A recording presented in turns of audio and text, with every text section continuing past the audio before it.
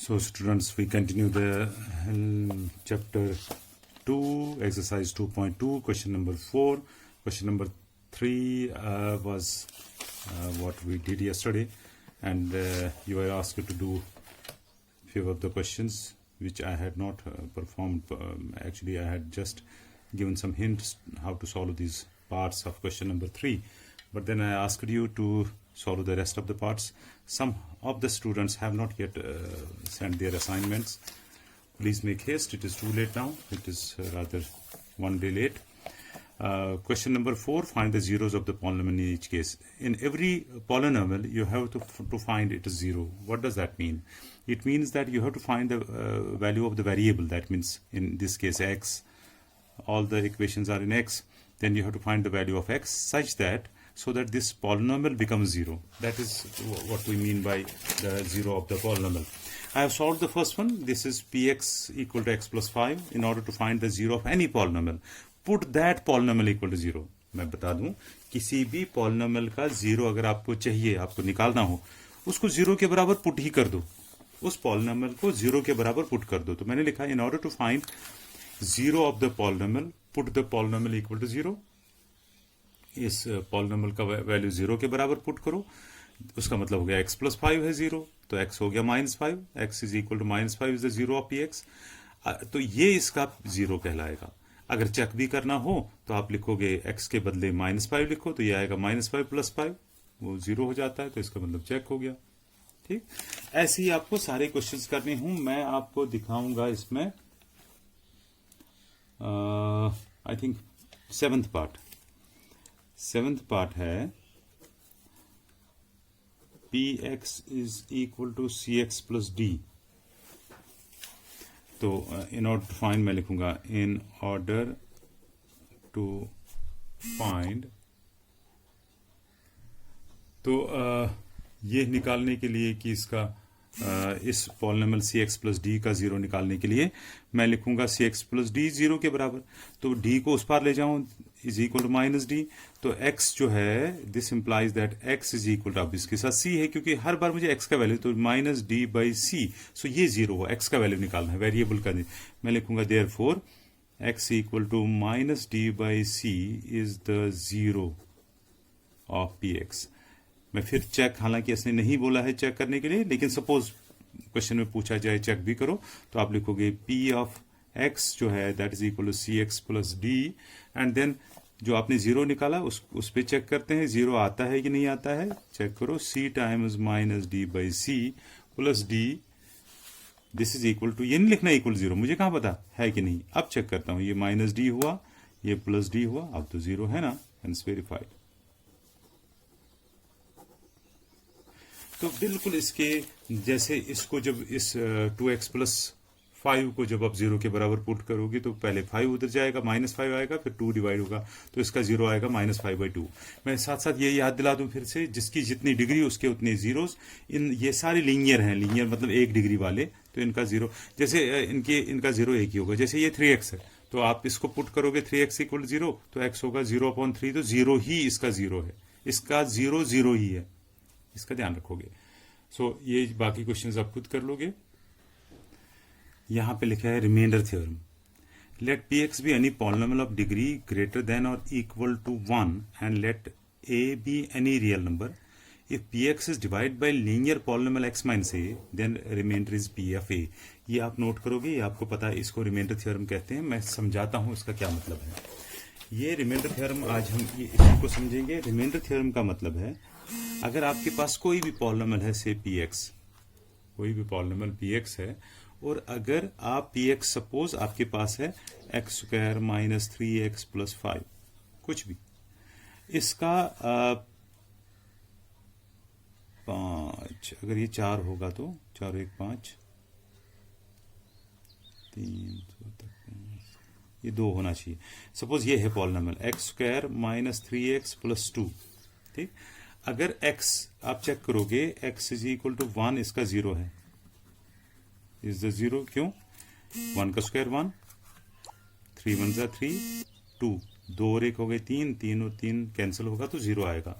तो x equal to 1 इसका 0 है, इस पॉलिनोमियल का. किसका? X square minus 3x plus 2 का ये x इक्वल टू -1 इसका 0 है। अगर इसका 0 -1 है तो अगर आप p ऑफ 1 दोगे, p ऑफ 1 उस वक्त 0 आएगा। फैक्टर थ्योरम ये तो यानी रिमाइंडर होगा p ऑफ 1। मैं एक्सप्लेन पूरा करूंगा। सपोज आपके पास एक पॉलिनोमियल है px, सपोज यही जैसे मैंने, या मैं कोई और बताऊं, 2x plus 3x plus -1, suppose ये एक पॉलिनोमियल है। अगर इसको x माइनस 3 से डिवाइड करेंगे, ये a हुआ, x माइनस a, इसको px बोलेंगे। ये x माइनस a मतलब यहाँ पे 3 है। x माइनस 3 से अगर डिवाइड करेंगे तो रिमाइंडर डिवाइड करते करते आप देखोगे रिमाइंडर जो आएगा वो होगा p ऑफ a।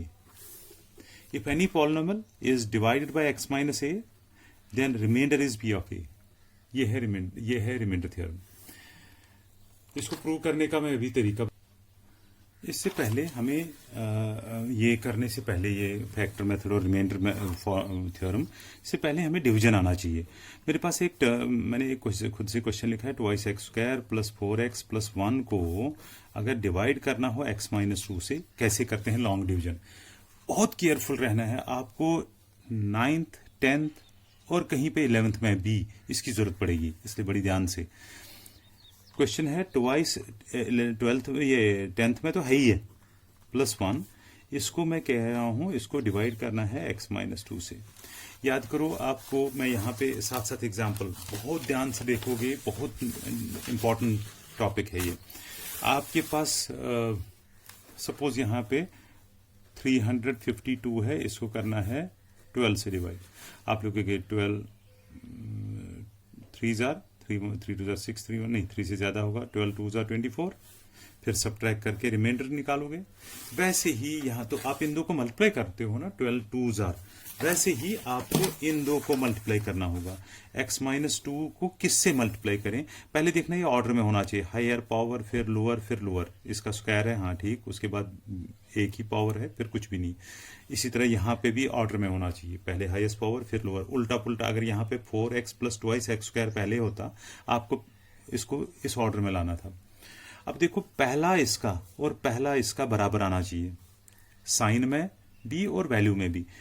तो किससे मल्टीप्लाई करें, तो मैं अगर इस x को 2x से मल्टीप्लाई करूं, अच्छी तरह से देखो, 2x इंटू x हो गया ना, 2x², तो आगे ना बराबर। यही आपको करना है।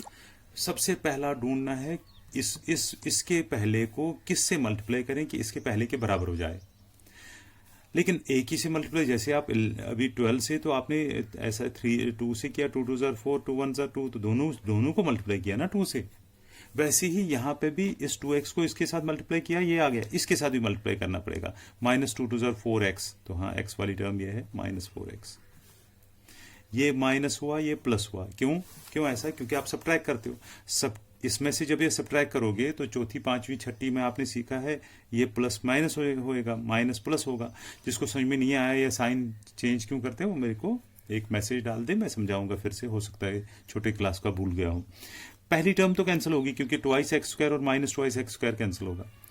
अब ये 4x और माइनस नहीं है, ये प्लस है, ध्यान रहे। ये 4 और 4 8 हो गया, 8x + 1। अब बताओ इसका पहला और इसका पहला किससे मल्टीप्लाई इसको करें कि इसके बराबर आ जाए? +8 से ना, +8, 8 × x 8x, -8 2 16। फिर से साइन चेंज करोगे, ये माइनस हुआ और ये प्लस हुआ, ये और ये कैंसिल। 16 और 1 17, क्योंकि ये भी प्लस है ये भी प्लस ऐड होगा, 17 आ गया रिमाइंडर। ये हो गया क्वोशिएंट, ये हो गया डिवाइजर और ये हो गया डिविडेंड। इसी प्रकार से अगर इस बुक की एक एग्जाम्पल है, मैं उसको दिखा के डिवाइड करके बता दूंगा। x³ + 1 को डिवाइड करना है x + 1 से। ये इस बुक की एग्जाम्पल 8 है। स्टेट देखिए, एक और क्वेश्चन है, x³ + 1 डिवाइड बाय x + 1। अगर आप इसको x से पहले को पहले देखना ऑर्डर में है क्या? हाँ है, ये भी ऑर्डर में है। x × x हो गया x³, सॉरी x² से x³, 1 × x² की टर्म ही नहीं है, इसको साइड में लिखूंगा क्योंकि सेम टर्म वाला होना चाहिए। ये भी नेगेटिव ये भी नेगेटिव, पहला कैंसिल होना ही चाहिए। अब बचा माइनस x² पहले, और फिर +1। ठीक, अब बताओ x को किससे मल्टीप्लाई करें x स्क्वायर बन जाए, -x से ना, साइन बराबर आनी चाहिए यही, -x से, क्योंकि -x इंटू x हो गया -x स्क्वायर, लेकिन इसके साथ भी तो मल्टीप्लाई करना होगा, +1 इंटू -x हो गया -x, वो तो साइड में रहेगा, ये माइनस होगा प्लस, ये माइनस भी प्लस, ये कैंसिल, -x स्क्वायर और +x स्क्वायर कैंसिल। तो पहले बारी है x लिखने की, क्योंकि ये कांस्टेंट टर्म है, तो x पावर बड़ा है तो +x, ये प्लस है इसकी साइन, अब तो +x और ये +1, तो x को x बनाना है तो 1 से, 1 इंटू x हो गया x, +1 इंटू 1 हो गया 1, ये भी सब्ट्रैक्ट और ये भी सब्ट्रैक्ट, दोनों कैंसिल, सो क्रॉस, ये क्वोशंट है, तो ये इसका फैक्टर हुआ, therefore x + 1 is a factor, factor हो गया, बराबर डिवाइड करता है x³ + 1। सो इस तरह से डिवीजन के क्वेश्चंस आपके पास, आप ये डिवीजन सीखोगे। मैं 2 क्वेश्चन खुद से देता हूं, वो आपको करने पड़ेंगे। एक है डिवीजन वाला क्वेश्चन, मुझे करके दिखाओगे, अलग से भेजोगे इसको, अगर आप 4 पेज भेजते हो उनको एक क्लिक में भेजो, और ये पेज अलग भेजना जिसपे ये करोगे। एक है डिवाइड, ऐसे ही लॉन्ग डिवीजन से, डिवाइड x³ -1 इस टाइम बाय x - 1, एक, दूसरा, ये पहला पार्ट हुआ, दूसरा